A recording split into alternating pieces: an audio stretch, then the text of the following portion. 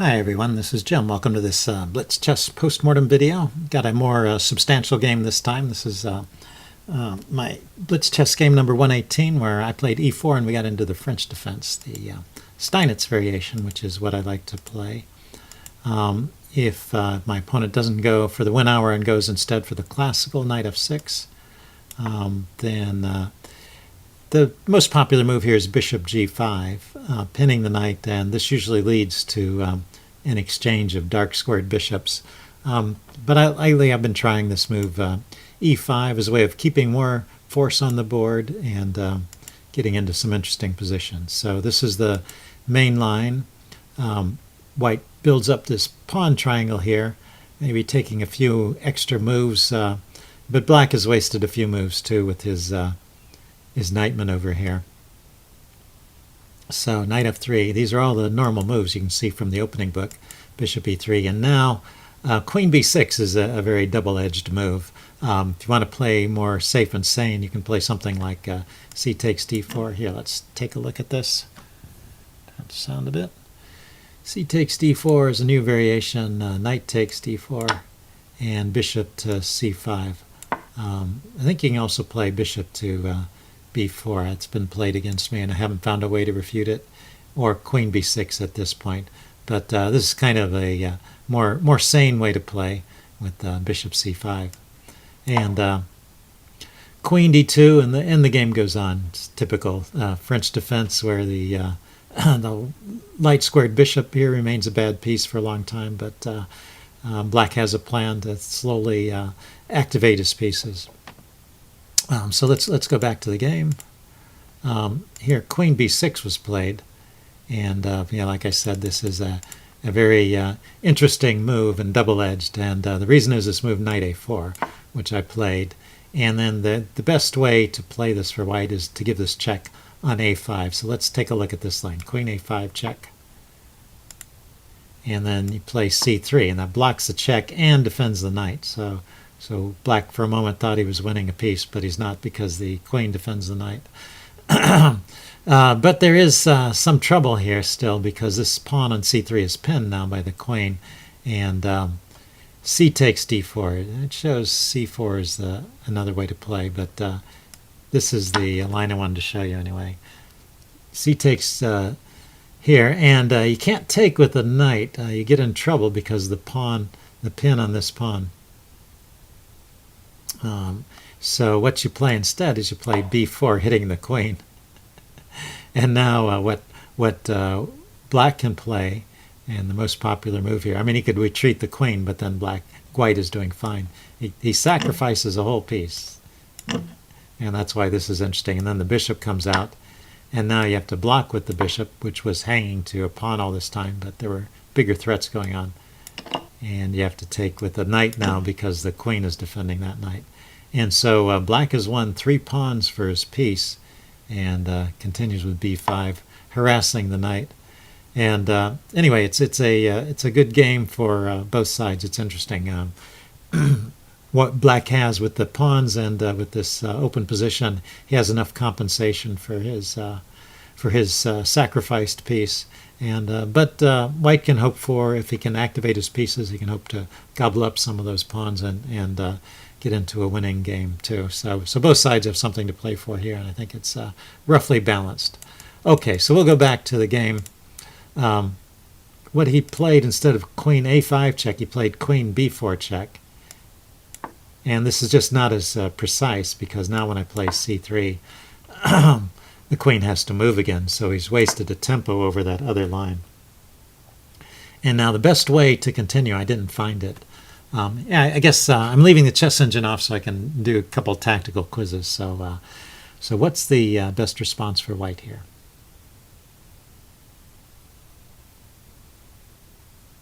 Okay, pause the video if you want time to think about it. I'm going to give it away. It's knight takes here. I didn't play this because I thought he was winning a piece. But he's winning a pawn.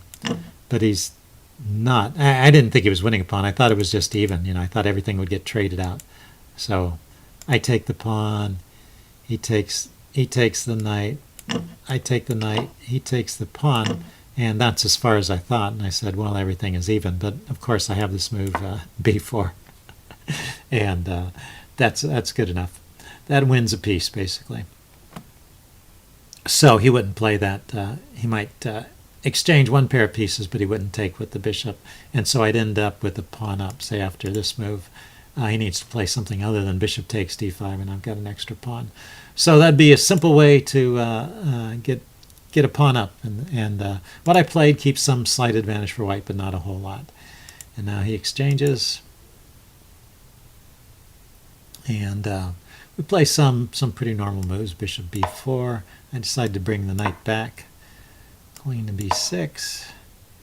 Knight e2. Knight e2 is not the best move, but I was having trouble figuring out how to defend my d-pawn. f6 undermining here, so I decided to exchange. Queen takes, queen d2, and he decided to trade queens here. Now the engine thinks it's a little better to take with the king, and so now it gives, it was pretty much even, and now it starts to give black a slight edge here. It did approve of taking with the f-pawn there, and then castles. And knight f3. My idea with knight f3 is to overprotect this d-pawn so that I can be free to move my other knight. But there's a bit of a flaw to this idea, and you'll see in a bit. b6. And I played knight to c3.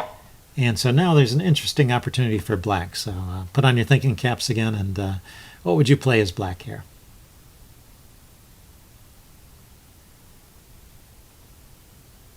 Okay, I'm going to give the answer away. This is one of those positions where an exchange sacrifice is very strong. Rook takes, new variation, pawn takes, knight takes. So you get a pawn and a knight for a rook. And my pawns are suddenly pretty weak and hard to defend. So now this would be an interesting way for black to play, and actually the computer rates this as the better for black and the best move in the position. So rook takes f3 right there. My opponent played knight b4 instead, threatening this fork here, which fortunately I saw. King d2. Let's scroll down a bit. Bishop a6. So bishop a6 was not a good move. Actually, he's just trading off that bishop, but now that we're getting towards the end game and pieces are opening up, actually this bishop has a potential to be the lines are opening up, and this bishop has the potential to be a good piece, and trading it off is probably a mistake. At least the chess engine rates that as a mistake. But trade it off he did. And so I was feeling pretty good about my position here. I thought my knights were more active. His knights were going to have to go into retreat mode, and I have some targets here I can concentrate on. So I play knight b5. Starting to come into some of these sensitive squares, and he plays a6. And I immediately played knight d6 because that was the idea I had from before, but there's a better move here. So once again, put on your thinking caps, and what's the best move for white here? Okay, pause the video if you want time to think about it. I'm going to play knight to c7. And this is an interesting fork. It forks the rook and this pawn, and so I don't know how that turned out red. That turned out green, and the rook can't come over and defend the pawn because the knight's covering that square which defends it too. So this rook has to move, and then the knight grabs the pawn, and once again I would be a pawn up and on my way to victory. Instead I played my knight to d6, and he went rook f4.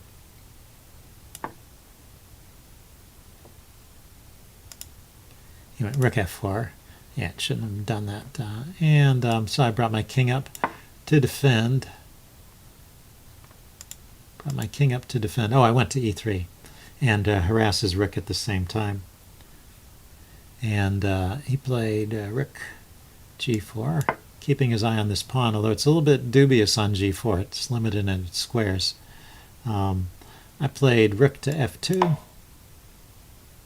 Defending my g2 pawn. He played rook f8, and this sets up a nice tactic here, which I didn't notice. I played rook c1, so he could play this tactic now. He doesn't play it until later.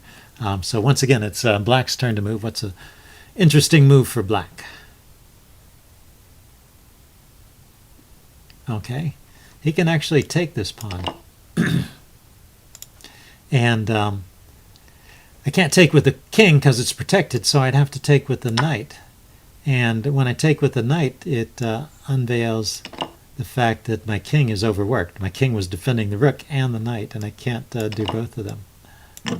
So he would win a pawn. I end up with a rook and a knight, and he ends up with a rook and a knight. But he's just grabbed that center pawn.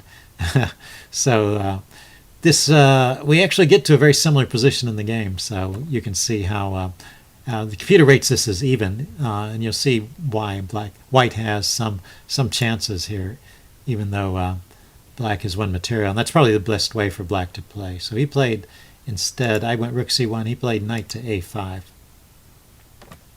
And now I went b4, thinking this knight didn't have many moves. And he went here to b3, and I played rook to c3, thinking I was trapping him because he can't come back here. I didn't think he could take the pawn. If he comes here, I can just take it. If he comes here, I can take it. And if he comes here, he's in the corner, and he can be trapped because this rook covers all the squares that he can exit to, and this rook could attack him. So the knight would just be lost. So he played what I thought was a desperation move here, but this turns out to be actually winning a pawn. I take the knight, what else?